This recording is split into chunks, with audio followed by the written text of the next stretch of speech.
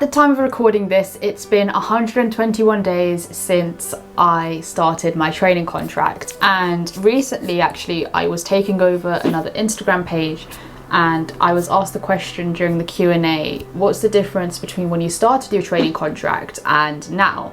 And I thought that was a really interesting question, so I thought I'd make a video out of it, and here we are. So for those of you who don't know, I'm in my first seat currently. I am moving into my next seat in September, so still got a little way to go yet. And so far, compared to day 1 sim and day 121 sim, I've learned a lot, and I can't wait to share that with you in this video.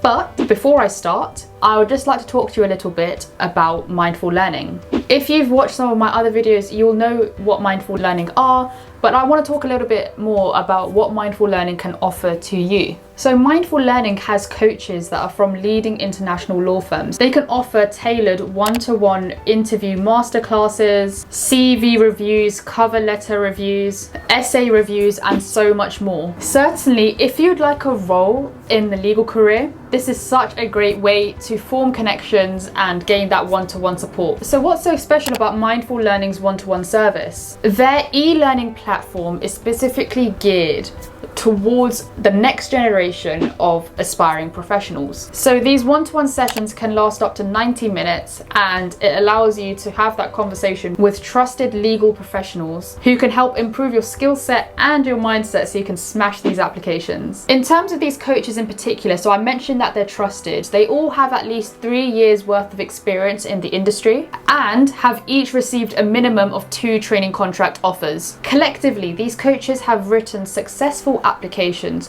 and progressed to the interview stage for over 90 law firms. What more, your choice counts, so you can be paired with the perfect coach of your choice. And it's your lucky day. I am delighted to offer my subscribers and my supporters 15% discount on this service.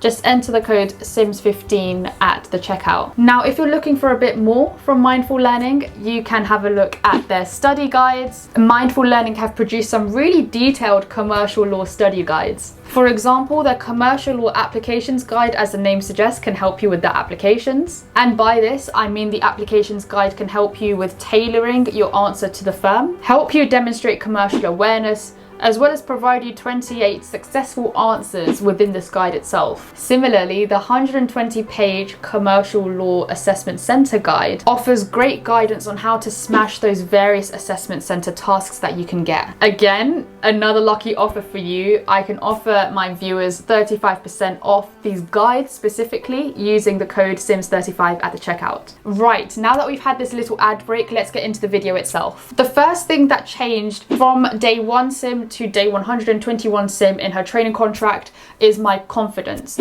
I've settled into the team. I've understand now the team dynamics. I'm able to crack a bit of banter. For example, I know certain people in my team have certain hobbies or interests, and I'm able to talk to them about those things, and it just helps with building professional relationships. And also, I feel like the way I speak has also, I've gained so much confidence in that. The main reason being the advocacy professional skills course that I've done recently. I really learnt about how to advocate and speak, and to make sure that what you're saying is impactful, using things like change in tone, change in speech, using silence as your friend, as pauses. So that's another thing as well in terms of becoming more outwardly confident in how I present myself and how I speak. That advocacy course really helped with that. I've also become a lot more confident in picking up the phone to clients. For those of you who paralegal, have training contracts, or are quite junior in your career, maybe senior people fall this way too, but I really struggled with picking up the phone. I used to just write a script before about what I should say, and sometimes if they had particular questions, I would freeze on the spot and be like, oh God, how do I answer that?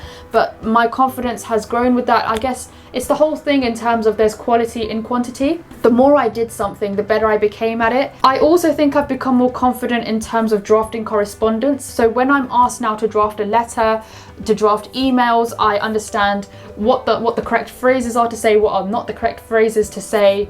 And I think the quality of my letter writing has definitely improved. Obviously, still got a long way to go. I don't get intimidated by tasks. I understand that I have the ability to do it. I've just got to try hard. The next thing that has really changed between day 1 of my training contract to now is my expectations in my team to be responsible and challenge myself. So for example, compared to day one of my training contract where I was doing more contentious matters, so a lot more litigation work, I'm now doing a mix of non-contentious and contentious work, and I really do enjoy balancing between the two. Another thing in terms of this responsibility and challenge element is that I am now expected to look after cases as if they are my own, and it's not simply the case of I'm managing cases by myself. I'm expected to message, I don't know, the partner or the managing associate or the associate in my team and say, so and so has not gotten back to us yet, and that's something that I'm supposed to do on my own initiative. So really trying to keep an eye out, not only focusing on the single tasks that you've done for a matter, but really trying to make sure that the matter keeps ticking over. You'll keep progressing the matter, and you're always keeping an eye out for extra things that can be done. Another thing, I guess, in terms of responsibility is a few of my colleagues were away on annual leave, and I was expected to progress the matters in their absence. Day one sim could have never handled that, but day 121 just about managed it okay, so that's good. I would also say in terms of managing your own matters, I'm also expected to diarize everything. By diarize, I mean put things in your calendar. So if we are given a specific deadline, I am expected to write that down myself, not ask for someone else to tell me to have to do it. So it's just about taking initiative. I'm also expected to act on previous feedback that I've been given. I don't want to be the person who makes the same mistake over and over and over again. So what I've done is I've got a notepad where I've written down every single piece of feedback that I've ever received. And before I'm sending off work, I just sometimes flick through that notepad, make sure that there's nothing in there that is a mistake that I've done before, and then I send it off. Now, the final thing that's a bit different compared to day one sim and day 121 sim is my next seat. There is a little bit more expectation and a little bit more, I guess, conversation about next steps. What seat am I going into next? And from this, what I've done is I've been reaching out to a lot of people in different departments, asking about their experiences. That's something that I did on my own accord because I wanted to find out more, but also in a home working environment, sometimes you struggle with getting to meet people outside of your team. So I took that initiative to make sure that I was still building connections outside of my team as well. And one way in which you can also get involved with people outside of your team is getting involved in the CSR, the DNI, the social and sports stuff within your firm as well. So that's another thing that I've been doing now that's very different to when I was in day one of my training contract. I've been getting involved in those outer team activities too.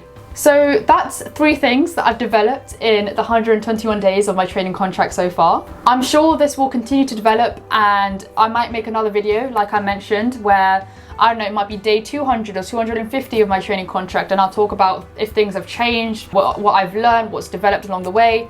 All part of my, I guess, objective of providing an honest, authentic insight into what it's like being a trainee solicitor in the UK.